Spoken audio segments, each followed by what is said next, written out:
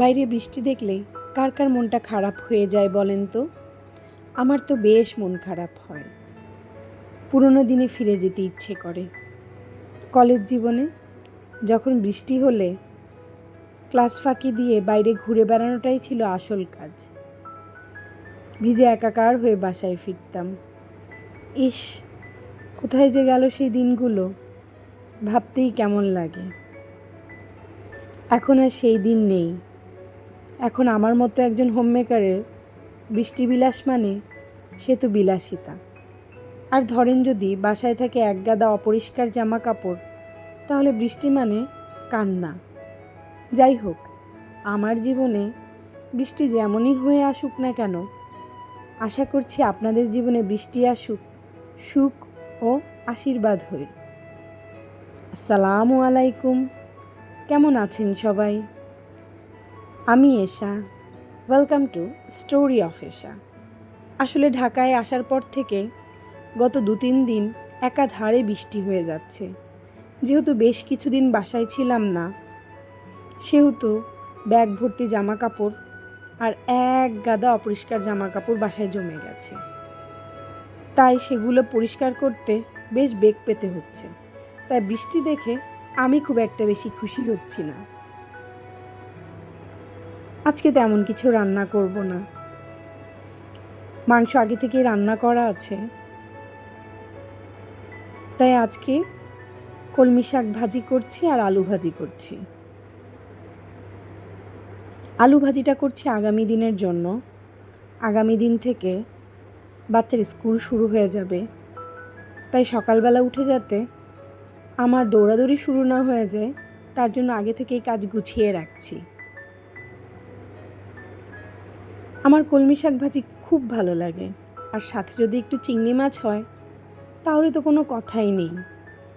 কিন্তু আজকে আমি চিংড়ি মাছ দেইনি, কারণ বাসায় ছিল না।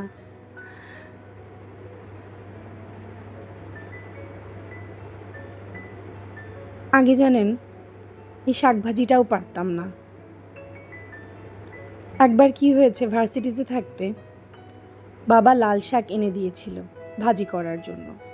আমি কি করেছি, সব ডাঁটা ফেলে দিয়ে শুধুমাত্র শাকের পাতাগুলো রেখে দিয়েছিলাম ভাজি করার জন্য। বাবা শাক ভাজি দেখে বলে, এতটুকু হয়ে গেল কিভাবে?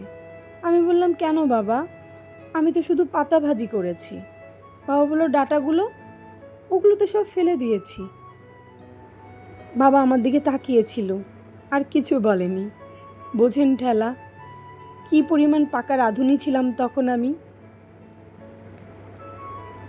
আসলে ভার্সিটি জীবনে এই রান্নাবান্নার ঝামেলা যাতে পোহাতে না হয়, তাই বেশিরভাগ সময় রেস্টুরেন্টেই খেয়ে বেরিয়েছি।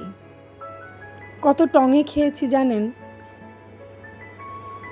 বাইরে খাবার খেয়ে খেয়ে গ্যাসের সমস্যা বাঁধিয়ে ফেলেছিলাম। তবুও ভালো, রান্না করা যে লাগতো না। আসলে না পারলে সব কিছুই কঠিন, আর পারলে বিশাল কঠিন কাজও তার কাছে সহজই লাগে। এখন যেমন ধরুন 50 জনের রান্নাও করে ফেলতে পারবো একা হাতে, আর তখন নিজের জন্য আলু ভর্তা করাটাও ছিল বিশাল কঠিন কাজ। যাই হোক, আপনাদের সাথে কথা বলতে বলতে মুরগির মাংসও কেটে নিলাম। বাচ্চা দুটোর জন্য আলাদাভাবে একটু মাংস রান্না করব। একভাবে গরুর মাংস খেয়ে যাচ্ছে তো, তাই ভাবলাম আজকে মুরগির মাংস দিয়ে ওদের জন্য একটু পাতলা ঝোল করে দিই।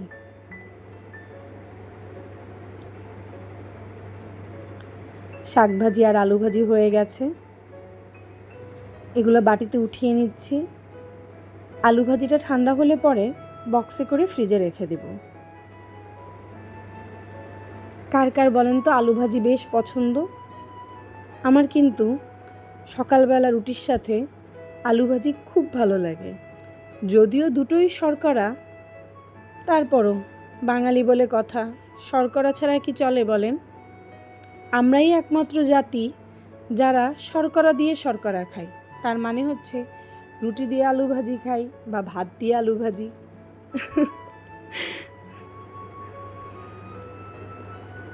একটু মুরগির মাংস রান্না করব, পেঁপে আর টমেটো দিয়ে। এই রান্না করতে করতেই আমি একটু একটু করে ফার্নিচারগুলো মুছে নিচ্ছিলাম। এত বালি হয়ে আছে, যদিও আমার হেল্পিং হ্যান্ড এসে গেছে, ওই সব গুছিয়ে দিচ্ছে, তারপরও সংসারের কাজ সারাদিনই করা লাগে। সারাদিন করার পরও মনে হয় কাজ শেষ হয়নি। আপনাদের সাথেও কেমন হয় বলেন? রাতে শোয়ার আগেও মনে হয়, ইস, এই কাজটা তো আজকে করা হলো না। প্রত্যেকটা জিনিসে এত ধুলা পড়েছে, তাই আর্টিফিশিয়াল কিছু গাছ আছে, সেগুলো একটা একটা করে ধুয়ে নিচ্ছি আর মুছে নিচ্ছি। এই মনস্টার ট্রিটা আমার বেশ ভালো লাগে। এটা যদিও আর্টিফিশিয়াল, তবে অরিজিনাল গাছটা দেখলে চোখ জুড়িয়ে যায়। আমি অনলাইনে দেখেছি, দামটা বেশ বেশি।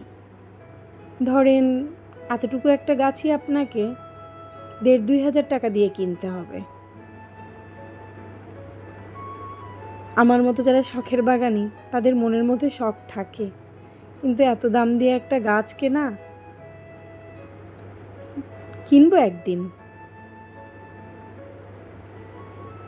অ্যাকুয়ারিয়ামের মাছগুলোকে দেখলে জানেন মায়া লাগে।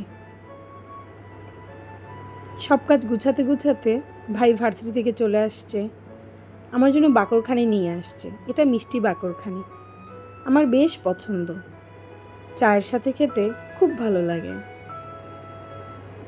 বাইরে আজকে সারাদিনই বৃষ্টি আর এক কাদা বাতাস। এটা সন্ধ্যায় আপনার ভাই অফিস থেকে আসার সময় কিছু আম আর লিচু নিয়ে এসেছে। আম আমার প্রচণ্ড পছন্দ। এই আমের সময় আমি মনে হয় আম খেতে খেতে আমের মতোই হয়ে যায় দেখতে। যাই হোক, আপনাদের সাথে কত কথা শেয়ার করি। যদি আমার কথা একটুও ভালো লাগে আপনাদের, অবশ্যই আমার পেজটা সাবস্ক্রাইব করবেন। ধন্যবাদ।